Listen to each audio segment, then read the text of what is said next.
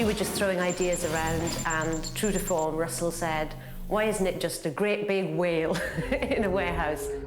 It was designed to be one of Torchwood and Doctor Who's biggest monsters, one of the biggest things we've ever created. But not in terms of like big and evil, in terms of literal size. This was a chance to sort of explore the strangeness of life that you get out there. The design team went away and drew a concept picture of what they felt the whale would look like within the warehouse. Well, hey, there we are. And there we are, done. Wow. Initially, we were a little fanciful with it. It looked a bit too beautiful and exotic, and then we decided if it looked like that, they'd exhibit it. It would be a freak show. And then I think we just came up with the idea of a giant kebab. There it is. I just sit there and I was drawing it, going, look, it's this simple. I really don't want to complicate it. It's meat, scythe, an eye, and that's it. The scale is what was the big thing. So we had to go and find this huge, great warehouse, which we've often filmed in, but we'd never been to this space, which is basically this huge hangar. And action artist. That's amazing. We had this 50-foot crane, which is just incredible. I've not touched a 50-foot crane before, you know, it's super, super techno. We had that for 2 days, and it was just amazing. The team that were involved in that, you know, the grip team and the camera department, was just so intense and focused on trying to get these shots. It was worth it because, you know, some of the stuff we got, I don't think I'll get again. The cut of the actual animal was actually there. That's disgusting. So we could play in amongst that, which is this big blood-soaked, soppy, big sponge thing, and obviously that was CGI'd onto the huge, big creature. Like a sirloin or a fillet?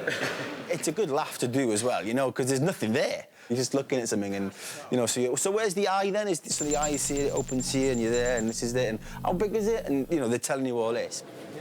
It was just trying to convince them that, you know, it's there and it's making these sounds, and I think there's various times when you hear me going, oh, and all of this other stuff that's kind of like, you know, and yes, it is kind of funny, and you can see them behind the eyes going, no. But they're giving it, and, you know, they do, and it comes off, it works, it really does.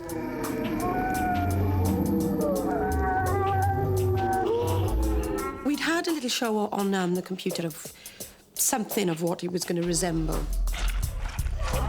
It usually starts off with getting the shape of it right and rigging it to animate.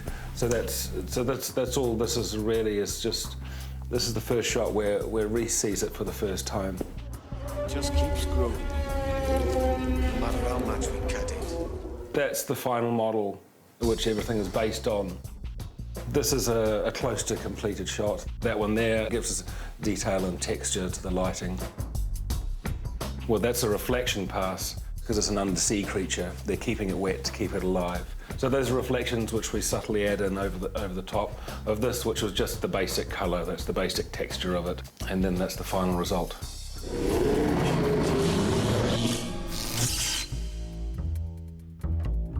Reese, as the faithful boyfriend of Gwen, has always been kept in the dark, has no idea about Torchwood or indeed about alien life until this week. She introduces him to Torchwood, and he doesn't run away. Captain Jack Harkness, thanks for dropping in, Reese. It becomes a sort of rite of passage for the two of them as to will their relationship survive through that. My mistake. Terribly sorry, guys. Reese is Gwen's long-suffering boyfriend, you know. And he lives here. He's just an everyday guy. It's not even so much mundane. He's just like, he's an average blue-collar worker. Why doesn't he just go and marry a really nice girl who's got a nice, normal job, comes home, eats lasagna, has a glass of wine, makes love, has a lovely time, but wouldn't that be a boring life? Instead, he's got Gwen Cooper, who saves the world. He does put up with a lot, doesn't he, from his, you know, wife-to-be. One night off, you promised. Don't you dare. If you go now, Gwen! Gwen's had to lie an awful lot to him. The police have taken the meat out the back of the van. You any idea why? How would I know? The funny thing is, Reese discovers the truth about Torchwood. He doesn't discover everything that's ever happened. If we look back at Series 1, there's an awful lot of things Gwen isn't telling him. In the first series, we planned to kill Reese. I'm Reese. We were going to bump him off in the last episode and he was going to be dead. Gwen's boyfriend. But we like Kai Owen, the actor who plays Reese, so much. It's literally, we thought we can't kill him. Oh, you're here. Weren't you just here a minute ago? You're here. So when we came to look at series 2, it was one of our great joys, actually. One of the first decisions we made was like, we can't make this guy look like a sap any longer. He's got to be aware of what's going on. So, and then that very quickly became a very big story. I can't believe he's just stunned what he's seen, this alien whale, this alien beast. He's scared, he doesn't know, his mind's racing. And where the bloody hell is Gwen in all this as well? I think he can't believe it. He can't believe this is happening in Cardiff, in his capital city, in Cardiff, you know what I mean?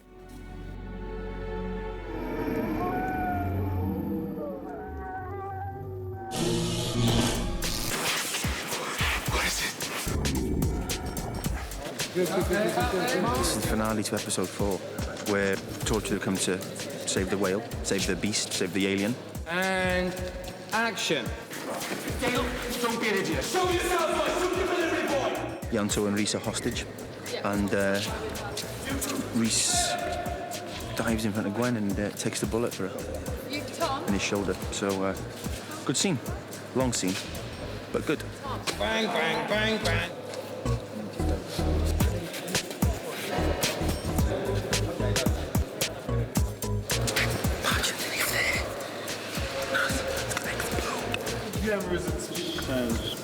Sound speed. Mark it. 0.61 for one. The bullet hit was brilliant. I was stunned how it worked. Really, really brilliant. I've been shot before, but never this sort of graphic and this special effects way. The guys are brilliant. What they did, you know, fantastic. Kai had never done the squib things, you know. He's like, I'm not a hero, I don't do those sort of things, you know. John does that, or Byrne does that, you know. It's just like, I don't do that. What does it do? And I've said, well, it really hurts, man. And there's just that little look. Nah, he's kidding me, isn't he? You know. And action. I'm making money here. This is my business. For the first time in my life, I've actually got something for myself. Dave, stop. Stop it. Just walk away from this. You lied to me.